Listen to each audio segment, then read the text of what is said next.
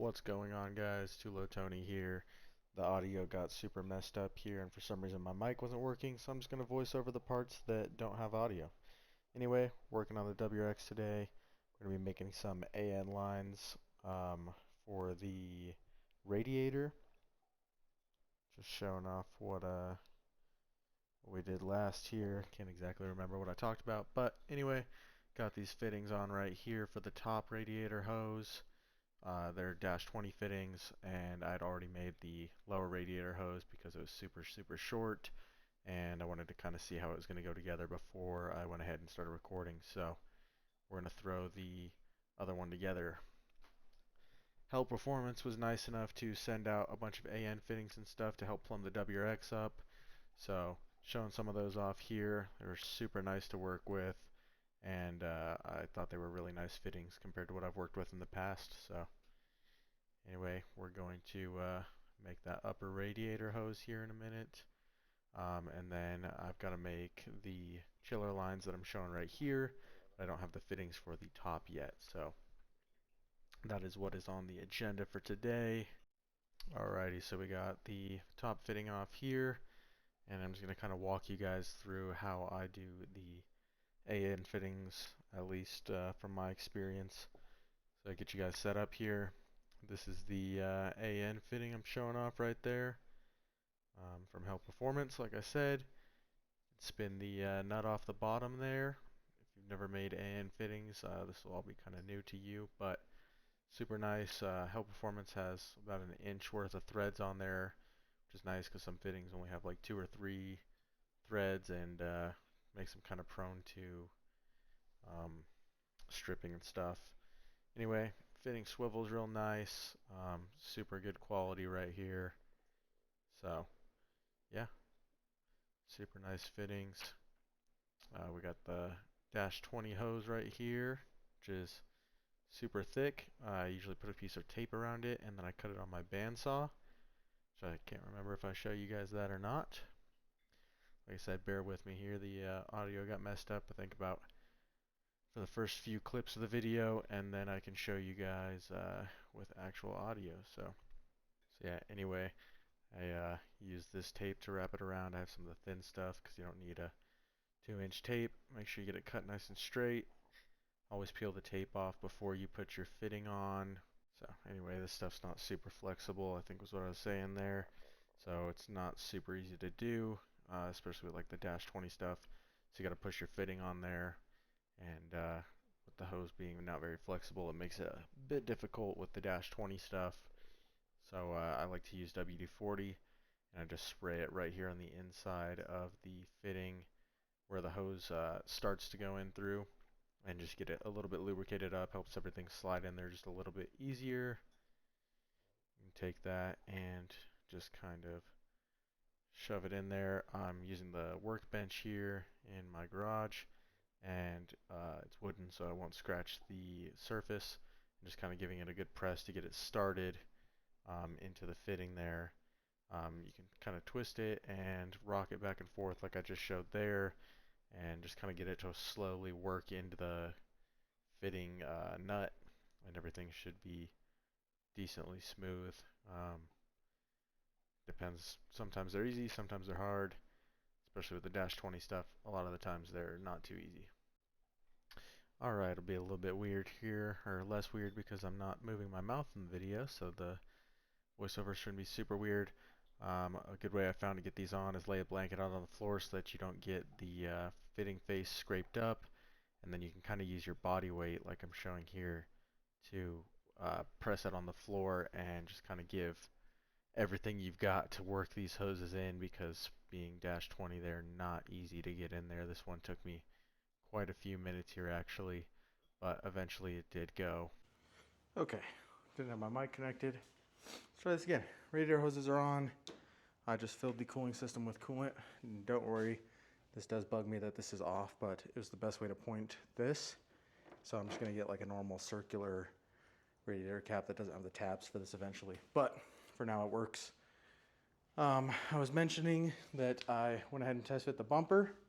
The pump does hit the fog light hole, so I'm going to probably paint it black so it matches. but I just did a rough cut for now so I could get it on. I need to radius this, but I need a different tool that I don't have here to do that. And then the reason I threw it on, I wanted to test fit fittings off the pump here because the 90 was kind of pointing the hose in a way that wasn't really going to let me run it where I needed to. So I wanted to try this 45 on here, which looks like, I mean, this isn't completely clicked all the way in, but it's pretty close. And it looks like I'll be able to have the hose kind of bend enough out of the way there to run the 45. So that should work, luckily. Should be super good. So yeah, I'm gonna I think I'm gonna cut that hose from the pump up to the blower and also cut the hose from the chiller up to the blower, put those two fittings on there. Still waiting for the two fittings to go into here because these are dash 10, so I have a dash 10 to dash 12 fittings to go into there. And then I'll also have to cut this cowl just a little bit more, as you can see there, for the fittings to actually clear it and figure out all that. But super close there.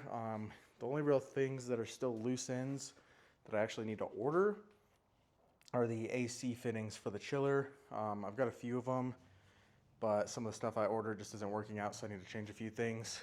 But yeah, I'm gonna run those two lines up here. Like I said, they won't be finished.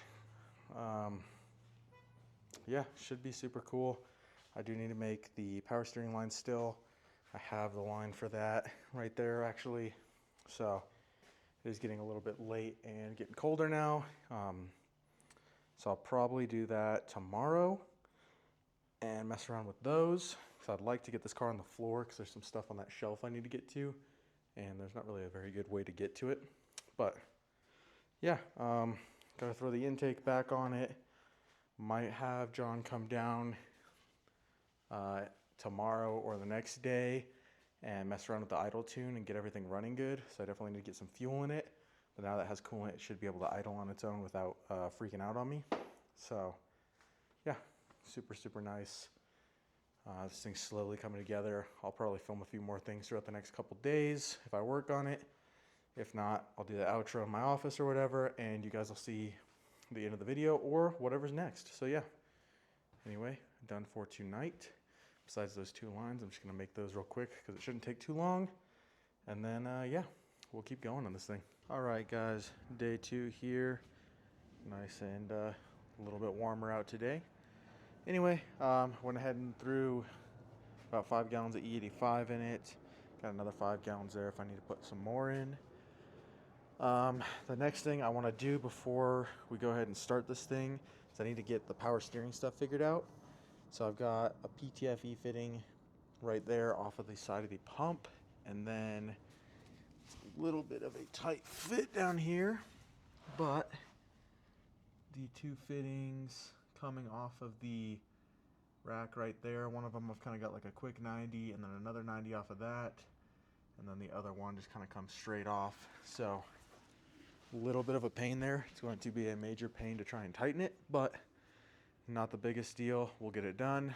Anyway, I'm going to start off by making the high pressure line from right here down to there. Shouldn't be too bad.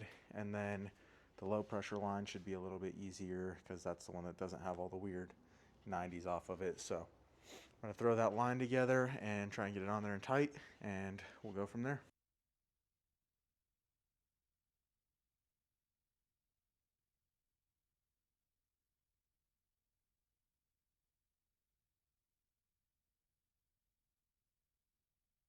All right, so we got that first fitting put on right here, as you can see. Now we're gonna do the second fitting. I wanted to show you guys.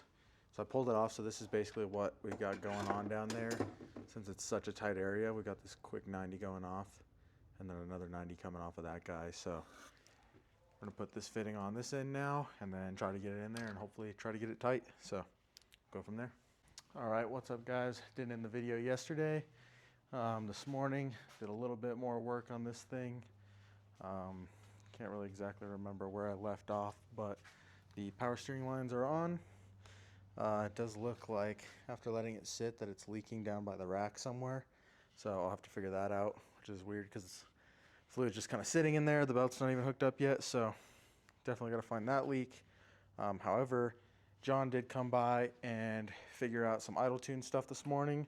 So this thing actually moved under its own power for the first time, just like 3 feet forward, 3 feet backwards. But I don't think I've ever started this thing on the YouTube channel, so I'm gonna fire it up real quick so you guys can hear it. It's just a fair warning, it's insanely loud and kind of sounds like a tractor, so but it does run. Connect the battery there. And then neutral.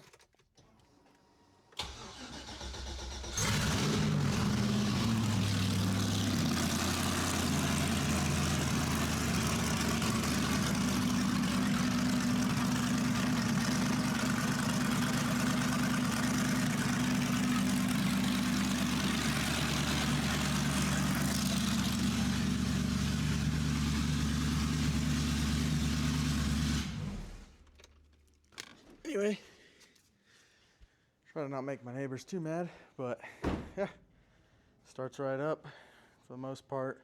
When we're tuning it, the blower is getting pretty hot because there's no coolant running through it yet. So once I get all that stuff, I can get some blower running through the coolant. We can make it run a little bit better. So anyway, yeah, runs now and everything. We are getting super close. Just need brake lines, the catch can lines, and the last couple chiller lines, the AC stuff, and then should be, I'd like to say, pretty close to drivable. There might be a few small things in between here and there that we have to do, but it is super, super close, so it's cool to see it off the jack stands. Anyway, thank you guys for watching the video. Like, subscribe, comment. Yeah, tell me what you guys think. Hopefully the next video we might be driving it. We'll see. I might just do, depending how long it is, I might just do a video installing the brake lines and stuff on it. So we'll see. Anyway, thanks for watching. See you guys in the next one.